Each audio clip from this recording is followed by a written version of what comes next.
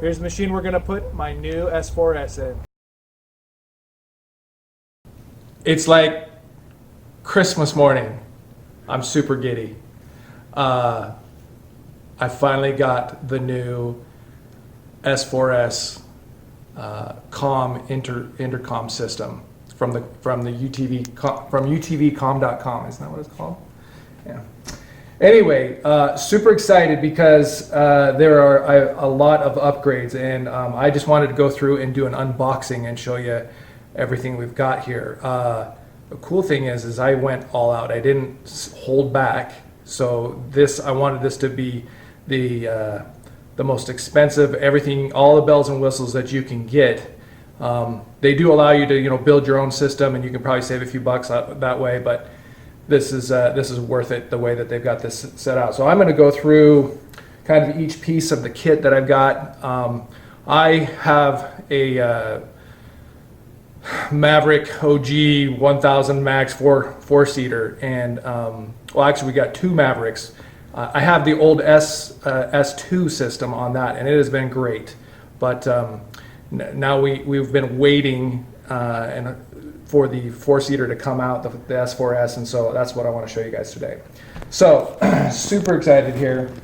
I'm going to start off with the radios because, the headsets, because they are dramatically. I like the old ones. Let me just show you the old ones. This is the old one from my S2, and here's the boom, and it worked great and everything. And I'm just going to do some comparisons here. So here's the boom on the new one. I mean, check out the windsock, and you're not going to get any wind noise when you're driving. The next thing I wanted to show you is the padding on the earpiece in comparison. It works great. These were fine and everything, but the new ones are substantially. I'll show you both here. They come with windsocks, so this is without. And great thing about these windsocks is they're super soft, super plush, but when you want to, you can pull them off, and you can, after a sweaty, dirty, hot day of riding, you can wash them and you can put them back on if you want. So that is really great. Now, the cord on this, it's a little different than the other cord. It's 3.5 millimeter, but I want to show you something that's important. Look at the stripes on here. This is the difference between a mono and a stereo plug.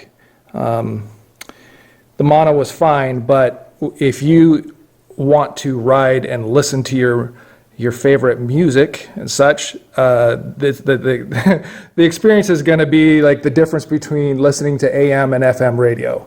It is a huge difference, and the sound on these are amazing. The coil on the cord is nice because if you're anything like me, I always forget to unplug before I get out, and you don't do any damage to your system if you happen to step out of your machine while you're still connected to the system. So the top has the really soft, comfortable foam. It's kind of like memory foam or whatever.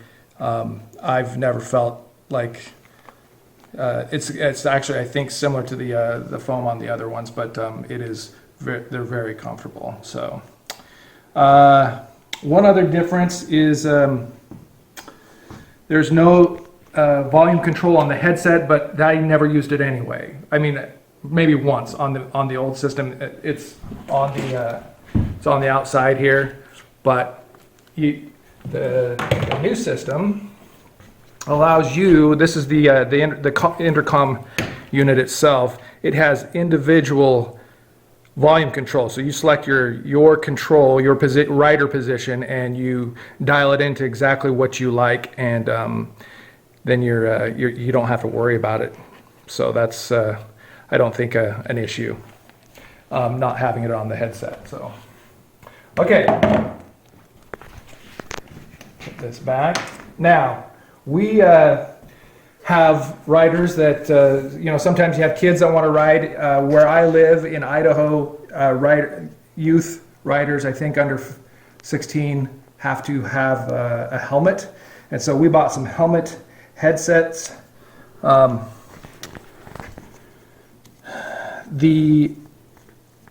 it's stereo, first of all, very plush, large speakers. The speakers that are in these are the same as in the overhead headsets.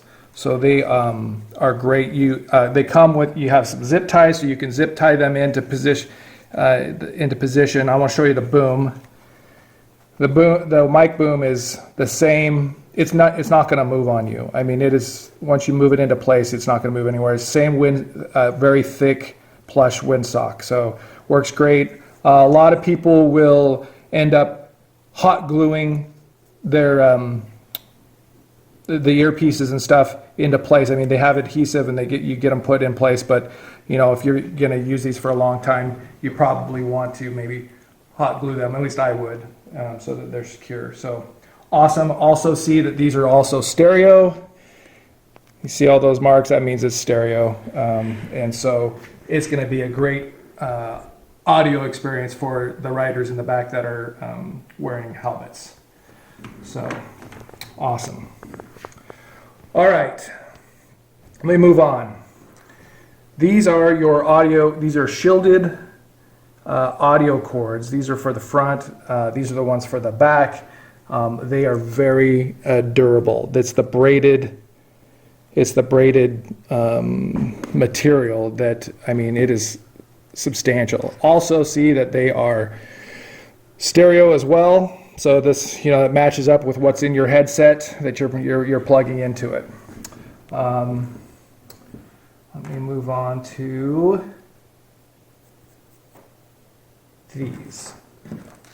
These, I ordered the push to talk buttons. We got ones for the driver. This is cool because this one is with the coiled cord, allows you to put it on the steering wheel, so that it's really a safety thing, I think, and also a convenience thing, so that as you're driving, your hands are staying on the wheel. You're not reaching anywhere to hit the push to talk, the PTT button. You are just right there as the driver, able to talk as needed. So I think quite durable. And then we got extra ones. This one would be for the front passenger. And then we got one more for the back. I figured we were going to share in the back, but you could, if you really wanted to, you could order one additional one. So each person has their own push to talk button. But then we've got this. This is going to go into the system to be able to connect all the PTT buttons. So. All right. Oh, let me show you one of the best parts. These are the tools that I anticipate using to install this. It's very, very simple. There's just a few places that we're actually going to need tools. So it makes this, you don't have to have any special proprietary tools. You can just use a standard screwdriver, some pliers, things like that, to be able to put the clamps on in place wherever you're going to get it. Now, I chose the universal mount because of the fact that I do have that Maverick. There is not a faceplate for that yet. I don't know that you even need one, because the Maverick, the way it's designed, is there's not really a good spot on the dash to do it. So, in my opinion. So. Okay.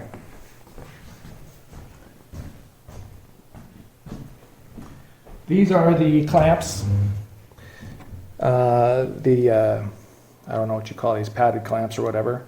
But you need two for the bracket that goes with the radio, and two that go with the intercom portion.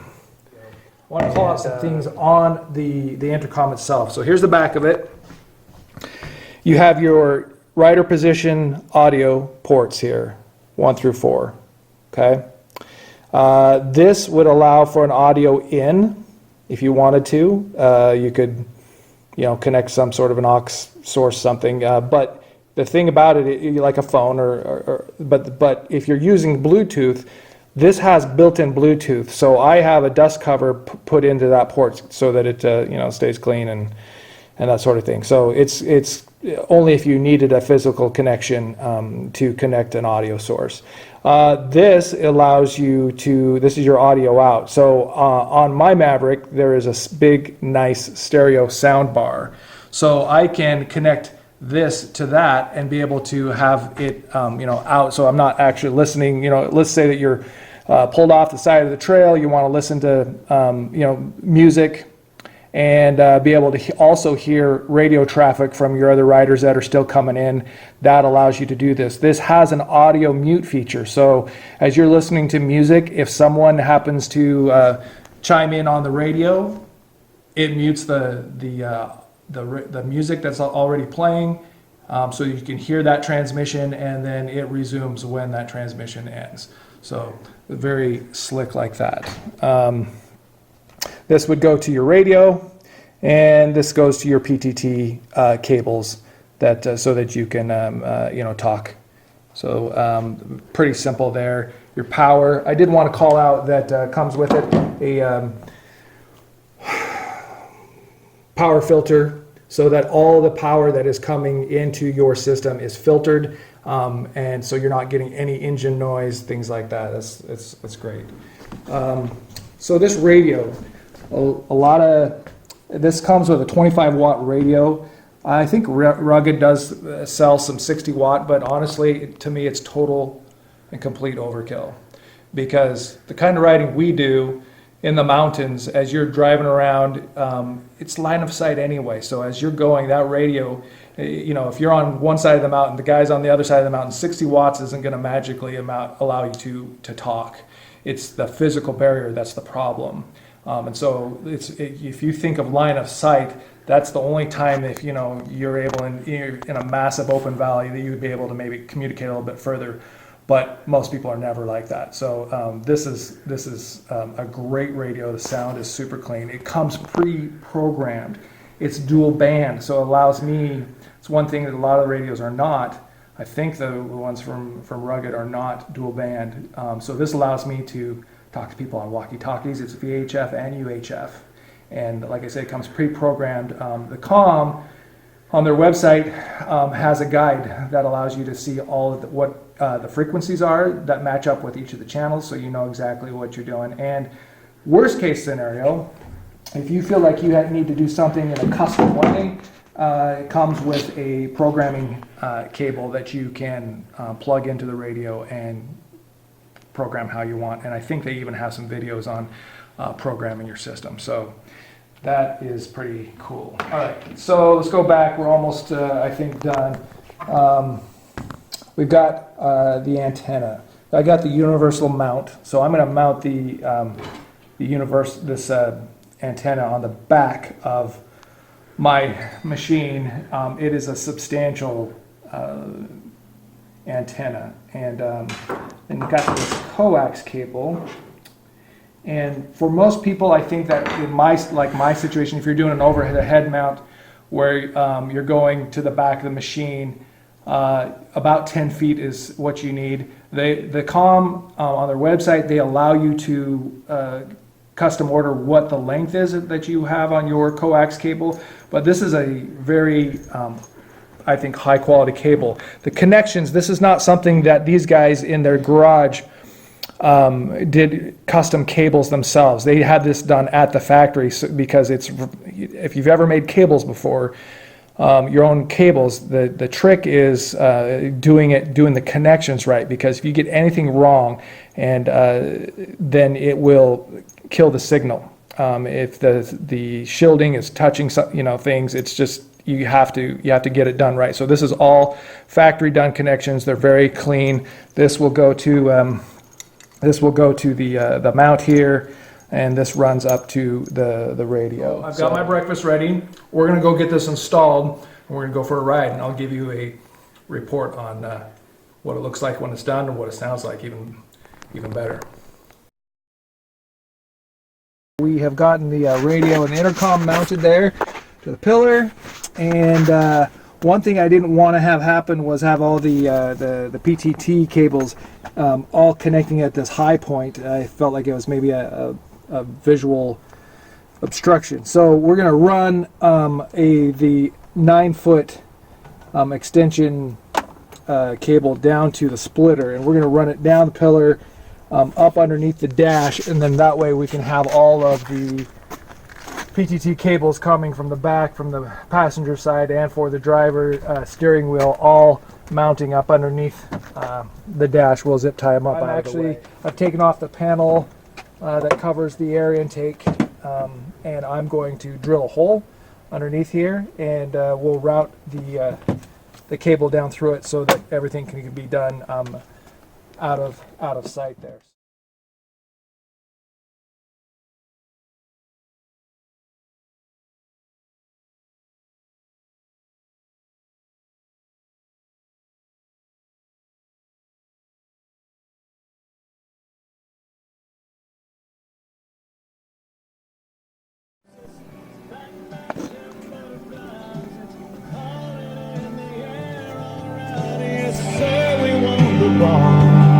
And it's knocking heads and talking trash. It's slinging mud and burning grass. It's I got you now, but I got you back. Alright, we are on the tail end of our install, and I just wanted to show you how the audio is integrated here with my soundbar over there on the 4-seater Maverick. I'll show you how the music kicks on and off between transmissions. So hopefully you can see how that lowers volume, and everybody's able to hear what's coming in from the other riders, and looking forward to showing you the final wrap-up of our install. The old men will always think they know it all. 2 hours later. We're done. Just over 2 hours. And an hour of that was just fine-tuning, and the way that our cords were cinched up, and also the power. We had to figure out where to tie into the system power here on the machine. We did it up under here under the dash. We were able to tap a screw, and for the ground we put the filter right there for all the power, and then we ran that up. I happened to combine spots here where we ran power and we ran our PTT cables here that run up to the radio through this hole right below the air intake. You can see that it comes up, and then all of our cables going into the back of our units. I'll probably clean that up even a little bit more, but we're able to zip tie things up and out of the way, so it looks pretty clean. Ran these cables back to the back. My coax cable comes back here all the way across the back, and then I have mounted it to the frame there. Here's our antenna. It's up, but it's just, it's flexible. It's enough that it's not going to cause any problems with overhanging branches, things like that. So I wanted to show you the headset here. You can see, like, this way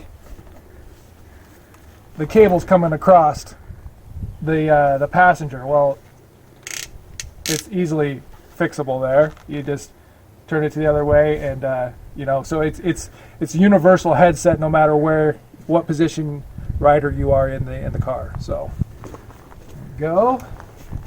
And we got our PTTs all mounted. We got one here for the passenger in the front. We got the steering wheel one there, and then we have one back here on the handle for rear passengers. So we're all done. We're in the land of Leighton Vander Esch. For all you Boise State, Dallas Cowboy monster football player from Little Old Idaho fans. We are just a few miles north of where he grew up, and this is beautiful country. So we're gonna go test it out. We're gonna go for a ride, and we'll let you know how it sounds.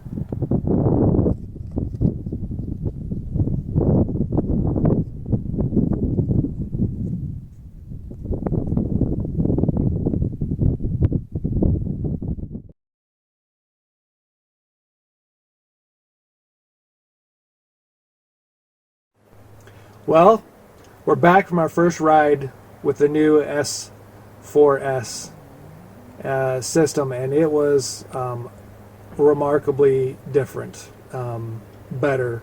It was kind of cool because on our ride today, we took turns driving the different machines. So I started out with my original S2 system, and it was great. It was everything I was used to. But then when we got up to the top and turned around, we switched machines, and I drove down with this, and it was so different. Right away, the clarity of the sound coming through is just dramatically different and better. I paired my cell phone with the system, with the intercom, and queued up my playlist, and we just listened to tunes all the way down, and it was just like you were listening with your Bose headphones or your Beats or whatever you happen to have.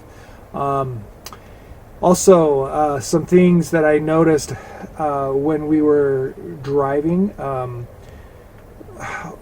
When you transmit on the old S2 systems, it's great, but there's some inherent radio noise that happens, and the engineers on the new S4S system have actually digitally removed all of the same radio noise because it's the same radio, and so none of that comes across when you are transmitting. So it's very clear, very quiet, and a great experience. We just to kind of give you an idea, this is just some feedback on when we were transmitting on our way down. It was great because there's a lot of hunters in the area, and our other party that was riding with us, they would warn us about trucks coming, and we had stopped, and we were in a very, very tight canyon.